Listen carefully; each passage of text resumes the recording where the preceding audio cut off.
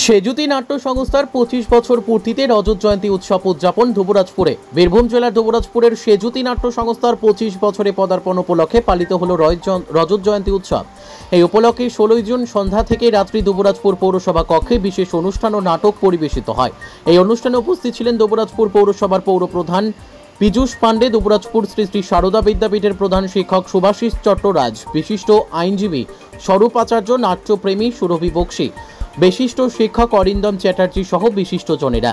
নাট্য সংস্থার পক্ষ থেকে মনুষ্যত্ব গ্রুপ, প্রচেষ্টা রাহুল নেশামুক্তিকরণ সংস্থা, নাটকের খুশিলভ ও স্থানীয় সাংবাদিকদের সংবর্ধনা দেওয়া হয়। সংবর্ধনার পর বারাসাত নারকেলডাঙ্গার নাট্য সংস্থা স্বপ্ননীল কর্তৃক মঞ্চস্থ হয় নাটক নন থিয়েটারিক্যাল। এরপর সেজুতি নাট্য সংস্থা মঞ্চস্থ করে বিজয়িনী নাটক, যার নির্দেশনায় ও মুখ্য ভূমিকায় ছিলেন সংস্থার কর্ণধার সুমনা চক্রবর্তী। তিনি বলেন, সংস্থার 25 বছর পূর্তি উপলক্ষে আজ এইরূপ অনুষ্ঠানের আয়োজন। খুশি নাট্যপ্রেমী ও সংস্কৃতিপ্রেমী মানুষজনেরা। বীরভূমের দুবরাজপুর থেকে সন্তোষ পাল ও মোহাম্মদ সফিউল আলমের রিপোর্ট, এস নিউজ বাংলা।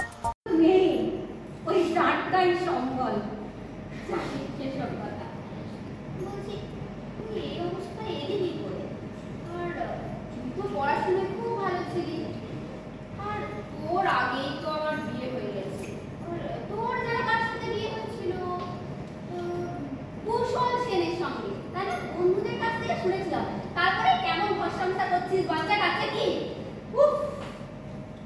এক নিঃশ্বাসে কথা বলে তোরা যাবে না বল?